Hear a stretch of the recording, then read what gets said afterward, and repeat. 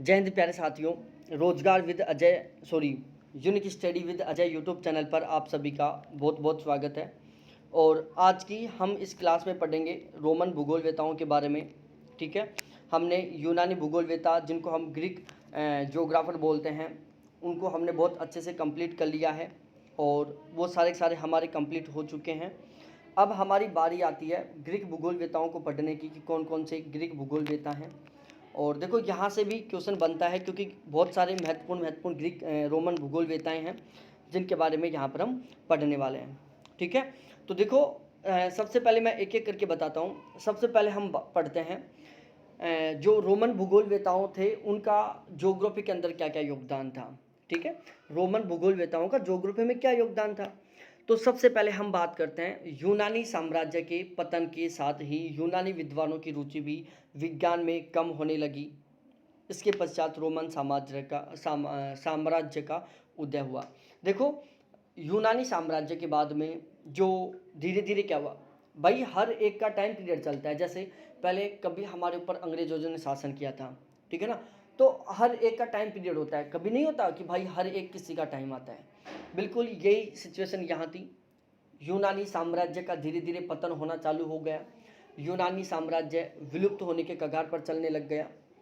तो धीरे धीरे क्या हुआ, जो यूनानी भूगोलवेता थे उनका विज्ञान में रुचि कम होने लग गई।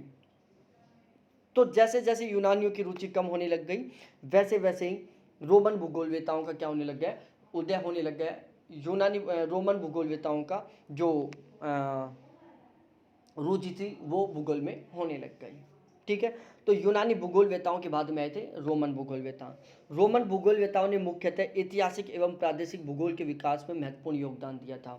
यह ध्यान रखना आपको। रोमन भूगोलवेताओं ने मुख्यतः ऐतिहासिक और प्रादेशिक भूगोल के विकास में योगदान दिया था। ठीक है, रोमन भूगोलवेताओं ने ऐतिहासिक और प्रादेशिक भूगोल के विकास में बहुत ही महत्वपूर्ण योगदान दिया था।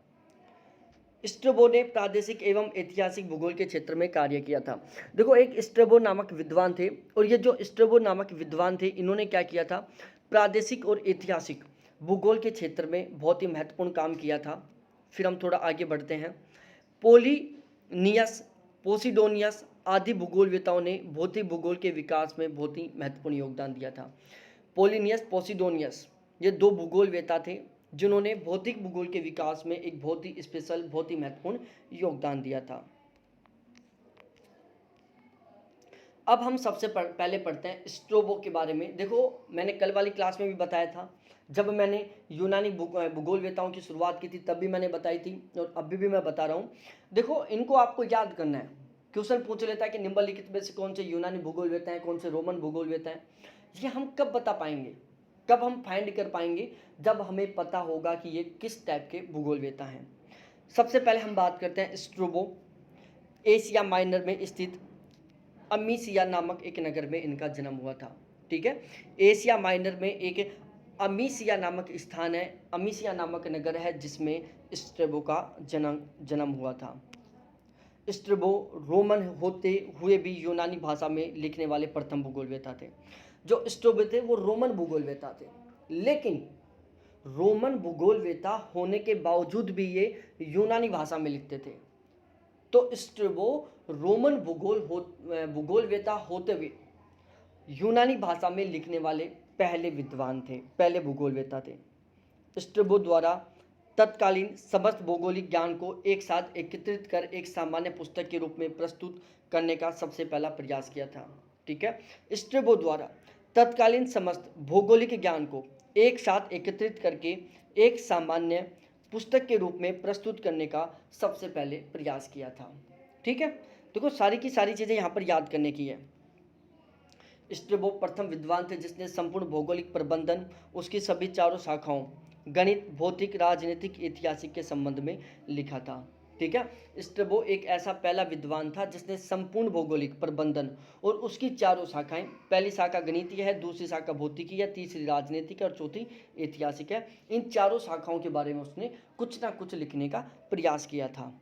ठीक है, फिर हम थोड़ा आगे बात करते हैं। भूगोल एवं इतिहास के बीच गहरे संबंध को उसने स्पष्ट करने का प्रयास किया था।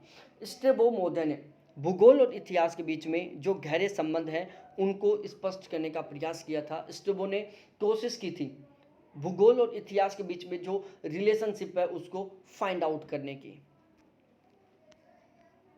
स्ट्रैबो को नियतिवादी चिंतन का प्रथम महत्वपूर्ण विचारक माना जाता है। जो स्ट्रैबो महोदय हैं उनको नियतिवादी चिंतन, किसके, नियतिवादी चिंतन का प्रथम महत्वपूर्ण विचारक माना जाता है। तो ये आपको ध्यान में रखना है कि स्ट्रैबो क्या थे, एक नियतिवादी ज्योग्राफर थे, नियतिवादी के समर्थक थे ये। इन्होंने पहली बार एटलस और विषुवस पर्वत का वर्णन किया था। स्ट्रैबो महोदय पहले ऐसे विद्वान थे जिन्होंने सबसे पहले स्ट्रैबो और विसुवियस, इन दोनों पर्वत, एटलस और विसुवियस, इन दोनों पर्वतों का बिल्कुल फुल डिटेल से अध्ययन किया था। अब मैं यहाँ से आपके दो क्वेश्चन पूछता हूँ। पहला क्वेश्चन, एटलस पर्वत कहाँ पर है। दूसरा क्वेश्चन, विसुवियस पर्वत कहाँ पर है। तीसरा क्वेश्चन, विसुवियस पर्वत पर एक विसुवियस ज्वालामुखी निकलता है, तो जो विसुवियस ज्वालामुखी है ना, वो किस प्रकार का ज्वालामुखी है, प्रसुप्त है, ससुप्त है, सक्रिय है या मृत है। साथ ही साथ आपको बताना है कि विसुवियस ज्वालामुखी कौन से देश में निकलता है। विसुवियस को उन्होंने जलता हुआ पर्वत भी कहा था। स्ट्रैबो महोदय ने बताया था कि भाई जो विसुवियस पर्वत है वो क्या है, एक जलता हुआ पर्वत है। क्या है, एक जलता हुआ पर्वत। यदि आप पे दिमाग होगा ना तो आपने अब तक अनुमान लगा लिया होगा कि विसुवियस पर्वत के ऊपर जो विसुवियस ज्वालामुखी है वो किस प्रकार का ज्वालामुखी है। इन्होंने अधिवासित प्रदेशों के लिए ओक्यूमेन शब्द का प्रयोग किया, जिसे वर्तमान समय में इकुमेन कहा जाता है। स्ट्रैबो महोदय ने जो अधिवासित भाग थे, अधिवासित प्रदेशों का मतलब होता है जहां पर मानव निवास करता है। तो स्ट्रैबो महोदय ने अधिवासित प्रदेशों के लिए, जहां पर मानव निवास करता है, उन जगहों के लिए ओक्यूमेन शब्द का प्रयोग किया था, जिसे वर्तमान समय में इकुमेन कहा जाता है। तो ओक्यूमेन शब्द का प्रयोग, ध्यान रहे, एक विद्वान और थे जिन्होंने भी ओक्यूमेन शब्द का प्रयोग किया था निवास करने वाले स्थानों के लिए या अधिवासित स्थानों के लिए। तो अब आपको बताना है, अब आपकी बारी आ गई बताने की कि कौन से विद्वान थे जिन्होंने अधिवासित स्थान के लिए ओक्यूमेन शब्द का प्रयोग किया था। ठीक है ना। देखो ये सभी के सभी, यदि ओक्यूमेन शब्द लिखा आता है, पूछ लेता है कि ओक्यूमेन शब्द का सबसे पहले प्रयोग किसने किया था, तो वहां पर स्ट्रैबो लिखा आएगा। वहां पर जो ऑप्शन 4 होंगे, वो जो मैंने अभी पूछ रहा हूं, मैं आपसे पूछना चाह रहा हूं ना जिस भूगोलवेता के बारे में, उसका नाम यहाँ पर नहीं आएगा, क्योंकि उसको भी पता है कि यदि मैं ओक्यूमेन शब्द दे दूंगा और दोनों भूगोलवेताओं का नाम दे दूंगा तो 100% बच्चे कंफ्यूज होंगे। स्ट्रैबो ने पृथ्वी को ओब्लॉन्ग आकार की बताया था, दीर्घावर्त बताया था, दीर्घायत बताया था। स्ट्रैबो महोदय का मानना था कि पृथ्वी कैसी है, दीर्घायत है, एक ओब्लॉन्ग आकार की है, ओब्लॉन्ग आकार की है, दीर्घायत मतलब कुछ इस तरीके की है। फादर ऑफ रीजनल ज्योग्राफी कहा जाता है। स्ट्रैबो महोदय को हम फादर ऑफ रीजनल ज्योग्राफी कह सकते हैं। यह पहला व्यक्ति था जिसने भूगोल को क्षेत्रीय वर्णी विज्ञान, कोरोलॉजिकल साइंस घोषित किया था। ठीक है, स्ट्रैबो एकमात्र पहले ऐसे विद्वान थे जिन्होंने भूगोल को कोरोलॉजिकल साइंस कहा था, क्षेत्रवर्णी विज्ञान कहा था। स्ट्रैबो की किताब, तो स्ट्रैबो की पहली किताब है ज्योग्राफिकल एनसाइक्लोपीडिया। ठीक है, ज्योग्राफिकल एनसाइक्लोपीडिया है, इसको हम ज्योग्राफिका भी कहते हैं। तो ध्यान रखना, ज्योग्राफिका या ज्योग्राफिकल एनसाइक्लोपीडिया, दोनों किताबें किसकी हैं, स्ट्रैबो की हैं। और ये दो किताब नहीं है, किताब एक ही है लेकिन इनके अलग अलग नाम हैं। ज्योग्राफिकल एनसाइक्लोपीडिया को ही ज्योग्राफिका कहते हैं। इस बुक में उस समय के बसे हुए संसार के ज्ञात भागों का वर्णन किया था। स्ट्रैबो महोदय ने जो ज्योग्राफिकल एनसाइक्लोपीडिया पुस्तक लिखी थी या फिर जो ज्योग्राफिका किताब लिखी थी, इसमें उन्होंने क्या किया था कि उस समय जो बसा हुआ क्षेत्र था, जो आदिवासी क्षेत्र था, उसका वर्णन किया था, उसको एक्सप्लेन किया था। इस बुक को 17 खंडों में विभाजित किया गया है। देखो ये बात आपको स्पेशली तरीके से याद रखनी है, यहाँ से कई बार क्वेश्चन बन जाता है कि ज्योग्राफिकल एनसाइक्लोपीडिया किताब जो स्ट्रैबो महोदय के द्वारा लिखी हुई है, उसको स्ट्रैबो महोदय ने कितने सब डिवीजन में डिवाइड किया है, कितने भागों में विभाजित किया है। तो आपको पता होना चाहिए प्यारे साथियों कि जो ज्योग्राफिकल एनसाइक्लोपीडिया किताब है या फिर ज्योग्राफिका किताब है, उसको स्ट्रैबो महोदय ने टोटल 17 पार्ट्स में डिवाइड किया है।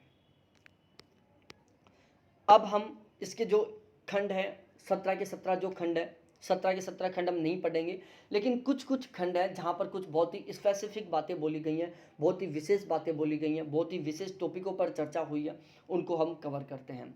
जैसे एनसाइक्लोपीडिया है, जो ज्योग्राफिकल एनसाइक्लोपीडिया है, उसका जो दूसरा खंड है, पहला और दूसरा जो खंड है उसमें पृथ्वी की एक इकाई के रूप में वर्णन किया गया है। ज्योग्राफिकल एनसाइक्लोपीडिया या ज्योग्राफी का जो बुक है उसके पहले और दूसरे खंड में पृथ्वी को एक इकाई के रूप में बताया गया है कि पृथ्वी क्या है, एक इकाई है, और पृथ्वी का एक इकाई के रूप में वर्णन किया गया। उसके बाद आगे के जो 8 खंड है, मतलब तीसरा, चौथा, पांचवा, तीसरा, चौथा, पांचवा, छठा, सातवां, आठवां, नौवां और 10वां, ये जो 8 भाग हैं, इन 8 भागों में इटली, यूनान व यूरोप का वर्णन किया गया है। ठीक है ना भाई। स्टार्टिंग के 2 भागों में पृथ्वी को एक इकाई के रूप में वर्णित किया गया है। फिर तीसरे से लेकर 10वें तक जो टोटल 8 भाग हैं, इसमें इन्होंने क्या किया है, इसमें इन्होंने इटली, यूनान और यूरोप, इन तीनों का अध्ययन किया है, इन तीनों का वर्णन किया है। अगले 6 खंडों में एशिया का वर्णन किया गया है, मतलब 11वां, 12वां, 13वां, 14वां, 15वां, 16वां, ये जो 6 खंड है, 11 से लेकर 16 तक जो 6 खंड है, इसमें उन्होंने एशिया का वर्णन किया है। और जो अंतिम खंड है 17वां, इसमें उन्होंने क्या किया, अफ्रीका का वर्णन किया है। आगे बातें समझ में सारी की सारी, डाउट्स क्लियर। 4 भाग में हमने इस एनसाइक्लोपीडिया को डिवाइड करके एक्सप्लेन कर दिया। अब हम थोड़ा आगे बात करते हैं। इनकी दूसरी किताब थी हिस्टोरिकल मेमोरीज, ज्योग्राफिकल एनसाइक्लोपीडिया, जिसको ज्योग्राफी का किताब भी कहते हैं। दूसरी किताब है हिस्टोरिकल मेमोरीज। तो हिस्टोरिकल जो मेमोरीज किताब है, इसको टोटल 43 पार्ट्स में डिवाइड किया गया है। कितने, 43 पार्ट्स में डिवाइड किया गया है। तो हिस्टोरिकल मेमोरीज किताब को टोटल, तो जो हिस्टोरिकल मेमोरीज किताब है उसको टोटल 43 पार्ट्स में डिवाइड किया गया है। प्राचीन भूगोल के विषय में जो जानकारी आज उपलब्ध है वह मुख्य रूप से स्ट्रैबो की ज्योग्राफी में से ली गई है। देखो, आज वर्तमान समय में हमारे पास प्राचीन भूगोल के संबंध में जो भी जानकारी है, प्राचीन भूगोल के बारे में जो भी आज हम जानते हैं, वो सारी सारी जानकारी हमारे पास कहाँ से आई है, स्ट्रैबो की ज्योग्राफी किताब से आई है। ठीक है, यदि स्ट्रैबो महोदय ज्योग्राफी किताब नहीं लिखते तो हमारे पास ये जानकारी अवेलेबल नहीं हो पाती। अब हम प्लिनी महोदय के बारे में पढ़ते हैं, हिस्टोरिका नेचुरल। ठीक है, हिस्टोरिका नेचुरलिस जो किताब है वो किसकी है, प्लिनी की है, हिस्टोरिका नेचुरलिस। इस किताब में ब्रह्मांड, जीव विज्ञान और मानव विज्ञान का वर्णन किया गया है। ब्रह्मांड, जीव विज्ञान और मानव विज्ञान, इन तीनों का वर्णन किस में किया गया है, हिस्टोरिया न्यू नेचुरलिस में, जो किसकी है, प्लिनी महोदय की है। किसकी है, प्लिनी महोदय की। तो ये भी आपको ध्यान में रखना है। उसके बाद हम पढ़ते हैं टॉलमी महोदय के बारे में। टॉलमी कौन थे, देखो, मिस्र के अलेक्जेंड्रिया में इनका जन्म हुआ था। मिस्र में अलेक्जेंड्रिया है और मिस्र का जो अलेक्जेंड्रिया है उसमें टॉलमी महोदय का जन्म हुआ। टॉलमी महोदय ने मिस्र के अलेक्जेंड्रिया में जन्म लिया। टॉलमी प्राचीन यूनानी रोमन परंपरा के आखिरी भूगोलविद कहे जाते हैं। जो टॉलमी महोदय हैं उनको प्राचीन यूनानी रोम परंपरा के आखिरी भूगोलवेता कहा जाता है। ठीक है ना, तो ये बात आपको बहुत अच्छे से पता होना चाहिए। इसको आप वैसे मत कर देना, इग्नोर मत कर देना, ये आपको पता होना चाहिए। ये याद करने की चीज़ें हैं कि किस विद्वान को प्राचीन यूनानी रोम परंपरा के आखिरी भूगोलविद कहा जाता है, तो वो थे टॉलमी। अब टॉलमी का हम योगदान की बात करें, देखो टॉलमी ने 3 भूगोल में बहुत महत्वपूर्ण योगदान दिया। सबसे पहला गणितीय भूगोल, मानचित्र कला और सामान्य भूगोल। सामान्य भूगोल, मानचित्र कला और गणितीय भूगोल, इन तीनों में टॉलमी का बहुत बड़ा योगदान था। इन तीनों में टॉलमी ने बहुत बड़ा पार्टिसिपेट किया था, बहुत बड़ा काम किया था इन तीनों में। अब टॉलमी की किताब के बारे में बात करें तो टॉलमी की पहली किताब है अल्मागोस्ट। ठीक है, अल्मागोस्ट यह गणित एवं खगोल विज्ञान पर लिखा गया एक विस्तृत ग्रंथ है। जो अल्मागोस्ट है वो गणित और खगोल विज्ञान पर लिखा गया एक बहुत ही विस्तृत ग्रंथ है। जो अल्मागोस्ट है इसमें उन्होंने गणित और खगोल विज्ञान के ऊपर बहुत ही विस्तृत तरीके से बातें की हैं, बहुत ही डिटेल से लिखा है। नक्षत्रों की गति पर प्रमाणिक पुस्तक मानी जाती है। जो नक्षत्र हैं, नक्षत्रों की गति के संबंध में जो अल्मागोस्ट किताब है टॉलमी के द्वारा लिखी गई थी, उसको एक बहुत ही प्रमाणिक किताब माना जाता है। टॉलमी ने कहा कि पृथ्वी स्थिर है तथा अन्य खगोलीय पिंड इसकी परिक्रमा कर रहे हैं। टोलमी मौर्य ने कहा था कि भाई पृथ्वी कांस्टेंट है, पृथ्वी बिल्कुल स्थिर है, बाकी के जितने भी ग्रह हैं वो क्या कर रहे हैं, उसके चारों तरफ चक्कर लगा रहे हैं, चारों तरफ परिक्रमा कर रहे हैं। तो पृथ्वी स्थिर है, बाकी समस्त ग्रह पृथ्वी के चारों तरफ परिक्रमा कर रहे हैं, ये बात किसने बोली थी, टोलमी मौर्य ने बोली थी। टोलमी पृथ्वी को गोल एवं ब्रह्मांड का केंद्र मानते थे। देखो टोलमी ने क्या बोला था, टोलमी ने कहा था कि जो पृथ्वी है वो स्थिर है और बाकी के सारे ग्रह क्या कर रहे हैं, उसके चारों तरफ चक्कर लगा रहे हैं। जब किसी वस्तु के चारों तरफ अन्य वस्तुएं चक्कर लगाएंगी तो उस वस्तु के बारे में हमें क्या पता चल रहा है, उस वस्तु के बारे में हमें पता चल रहा है कि वो वस्तु क्या है, सेंटर में, और सेंटर में होने की वजह से सारी वस्तुएं क्या है, उसके चारों तरफ चक्कर लगा रही हैं। दूसरी किताब है the guide to geography. The guide to geography, इस बुक को 8 भागों में विभाजित किया गया है। द गाइड टू ज्योग्राफी जो किताब है वो भी टोलमी की किताब है, जिसको टोटल 8 भागों में विभाजित किया गया है। इस बुक को विश्व का प्रथम भौगोलिक गैजेटियर कहा जाता है। ठीक है, जो द गाइड टू ज्योग्राफी किताब है उसको विश्व का सबसे पहला भौगोलिक गैजेटियर कहा जाता है। क्या कहा जाता है, विश्व का प्रथम भौगोलिक गैजेटियर कहा जाता है। इसके अलावा ज्योग्राफिक सेंटेसिक्स, आउटलाइन ऑफ ज्योग्राफी, एनालेमा और ज्योग्राफिया, ये 4 किताब और है। पहली किताब कौन सी है, टोलमी की पहली किताब कौन सी है भाई साहब, अल्बागोस्ट है। ठीक है, दूसरी किताब है द गाइड टू ज्योग्राफी, तीसरी किताब है ज्योग्राफ सिंथेसिक्स, चौथी किताब है द आउटलाइन ऑफ ज्योग्राफी, 5वीं किताब है एनालेमा और 6ठी किताब है ज्योग्राफिया। तो मैं फिर से एक बार रिपीट करवा देता हूँ आपको। हिस्टोरिकल मेमोरीज किताब किसकी है, ज्योग्राफिकल एनसाइक्लोपीडिया किसकी है, ज्योग्राफी नेचुरलिज्म किसकी है, और इसके अलावा अल्बागोस्ट किसकी है, याद करते जाओ नाम, अल्बागोस्ट किसकी है, द गाइड टू ज्योग्राफी किसकी है, ज्योग्राफिक सिंथेसिस किसकी है, द आउटलाइन ऑफ ज्योग्राफी किसकी है, एनालोमा किसकी है, और साथ ही साथ ज्योग्राफिया किसकी है। माजिद हुसैन ने द ज्योग्राफी भी इनके द्वारा लिखी हुई बुक बताया है। देखो माजिद हुसैन की बात है ये, तो हटाओ इसको। अब हम गणितीय भूगोल के क्षेत्र में टोलेमी का मुख्य योगदान प्रक्षेपों की रचना था। यदि हम गणितीय भूगोल में योगदान की बात करें कि टोलेमी मौर्य का गणितीय भूगोल में क्या योगदान था, तो गणितीय भूगोल में इनका सबसे बड़ा योगदान था प्रक्षेपों की रचना करना। ठीक है, तो गणितीय भूगोल के क्षेत्र में टोलेमी का सबसे बड़ा योगदान क्या था, प्रक्षेपों की रचना करना था। इन्होंने शंक्वाकार कोनिकल प्रक्षेपों के रूपांतरण किए एवं ध्रुवीय क्षेत्रों के लिए त्रिविमीय प्रक्षेपों का प्रयोग किया था। जो टोलेमी मौर्य था ना, उन्होंने क्या किया, शंक्वाकार कोनिकल प्रक्षेपों का रूपांतरण किया एवं ध्रुवीय क्षेत्रों के लिए त्रिविमीय प्रक्षेपों का प्रयोग किया था। तो टोलेमी मौर्य ने शंक्वाकार प्रक्षेपों का रूपांतरण करके ध्रुवीय क्षेत्रों के लिए त्रिविमीय प्रक्षेपों का प्रयोग किया था। इन्होंने ही सर्वप्रथम मानचित्रों के प्रक्षेपों के संबंध में अक्षांश एवं देशांतर शब्दों का प्रयोग किया था। देखो मानचित्रीय प्रक्षेप जो मैप प्रोजेक्शन है उसके संबंध में अक्षांश और देशांतर शब्दों का सबसे पहले प्रयोग टोलेमी द्वारा किया गया था। टोलेमी ने विश्व का मानचित्र रूपांतरित शंक्वाकार प्रक्षेप पर बनाया था। ठीक है ना, टोलेमी ने विश्व का मानचित्र रूपांतरित शंक्वाकार प्रक्षेप के ऊपर बनाया था। कुछ विद्वानों ने टोलेमी को साहित्यिक चोर, जिसको हम क्या बोलते हैं, प्लेगरिस्ट बोलते हैं, की संज्ञा दी, क्योंकि उसने मेरिनस ऑफ टायर एवं हिप्पाकर्स के कार्यों का प्रयोग किया था। ठीक है ना, तो क्या बात है कि कुछ विद्वान हैं जो टोलेमी को साहित्यिक चोर भी कहते हैं।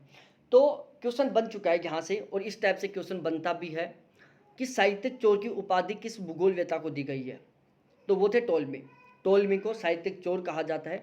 क्यों कहा जाता है, क्योंकि इन्होंने मेरिनस ऑफ टायर और हिप्पाकर्स के कार्यों का उपयोग किया था।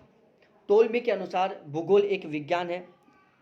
ठीक है, टोलेमी के अनुसार भूगोल एक विज्ञान है जिसने मानचित्र कला का अध्ययन किया जाता है।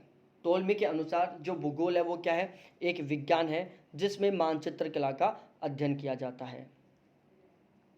टोलेमी का मूल उद्देश्य खगोलीय सिद्धांतों के आधार पर विश्व के मानचित्रों का सुधार करना था।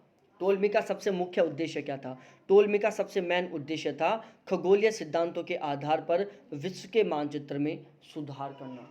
खगोलीय सिद्धांतों के आधार पर विश्व के मानचित्र को मॉडिफाई करना, विश्व के मानचित्र में जो कमियां हैं उनको हटाना। टोल्मी ने पहली बार अक्षांश एवं देशांतर रेखाओं पर आधारित विश्व मानचित्र का निर्माण किया था। देखो, अक्षांश और देशांतर रेखाओं पर आधारित विश्व का सबसे पहला मानचित्र किसने बनाया था? टोल्मी ने बनाया था। अक्षांश और देशांतर रेखाओं पर आधारित विश्व का पहला मानचित्र बनाने का श्रेय भी टोल्मी को ही जाता है। सारी चीजें क्लियर होती चल रही हैं। इन्होंने विश्व मानचित्र में दिन की लंबाई के अनुसार जलवायु खंडों का विभाजन प्रस्तुत किया था। देखो, सबसे मेन बात है ये कि विश्व मानचित्र में दिन की लंबाई के अनुसार जलवायु खंडों का विभाजन किसने प्रस्तुत किया था? टोल्मी ने किया था। किसने? टोल्मी ने। इन्होंने विषुवत रेखा एवं अक्षांशों को समानांतर वृत्त चक्र की सहायता से प्रदर्शित किया था। ठीक है, टोल्मी महोदय ने विषुवत रेखा एवं अक्षांशों को समानांतर वृत्त चक्र की सहायता से प्रदर्शित किया था। देशांतरों को सीधी रेखाओं के द्वारा दिखाया था इन्होंने। ये सीधी रेखाएं विषुवत रेखा को समकोण पर काटती हैं एवं मानचित्र की सीमा के बाहर एक बिंदु पर मिलती हैं। ठीक है, तो भाई एक तो बताई इन्होंने ये रेखा, ठीक है, दूसरी बताई इन्होंने ये रेखा। तो देशांतर रेखा को एक सीधी रेखा के द्वारा दिखाया जो विषुवत रेखा को समकोण पर काट रही है। ये मानचित्र की सीमा के बाहर एक बिंदु पर मिलती हैं। तो ये जो देशांतर रेखाएं हैं वो क्या हो रही है? एक बिंदु पर मिल रही हैं। तो आप देख सकते हैं ये एक बिंदु पर मिल रही हैं, मिल रही है ना एक बिंदु पर। देशांतर क्या होते हैं? एक बिंदु पर मिलते हैं, यहां पर मिल रहे हैं, यहां पर मिल रहे हैं। यह पहला विद्वान था जिसने वोल्गा नदी की जानकारी प्राप्त की, वोल्गा नदी को पहचाना और उसे मानचित्र पर दिखाया था। टोल्मी एकमात्र दुनिया का पहला विद्वान था जिसने सबसे पहले वोल्गा नदी के बारे में बताया। टोल्मी महोदय ने वोल्गा नदी को पहचाना कि कहाँ पर है वोल्गा नदी, फिर उस वोल्गा नदी को उन्होंने मानचित्र पर दिखाया। तो वोल्गा नदी को पहचान कर मानचित्र पर दिखाने का सबसे पहले काम किसके द्वारा किया गया था? टोल्मी के द्वारा किया गया था।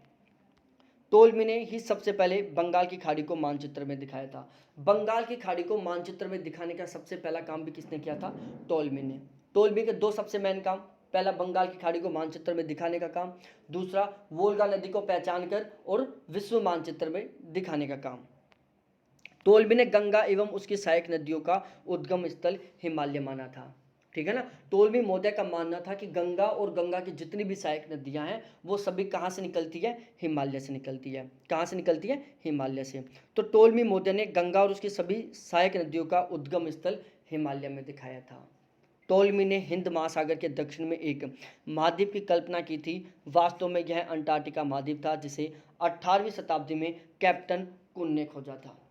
टोल्मी ने उस समय अनुमान लगा लिया था कि भाई हिंद महासागर के दक्षिण में एक महाद्वीप है।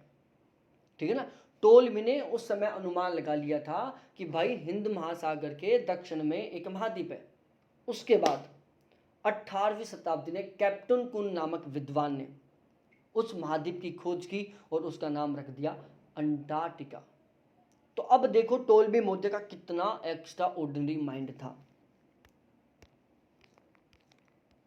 टोल्मी ने एमेगो मुंदी या संसार के चित्र का निर्माण किया था। ठीक है, टोल्मी ने एमेगो मुंडी या संसार के चित्र का निर्माण किया था। टोल्मी ने एमेगो मुंडी या संसार के चित्र का निर्माण किया था। टोल्मी के अनुसार पृथ्वी की परिधि 18,000 मील है। अब आपको दो क्वेश्चन बन गए। पहला क्वेश्चन, 25,000 मील किसने बताई थी? 25,683 किसने बताई थी? ठीक है, और इसके अलावा स्टेडिया में भी डिस्टेंस है ना, स्टेडिया में भी थी एक डिस्टेंस, कौन सी थी वो?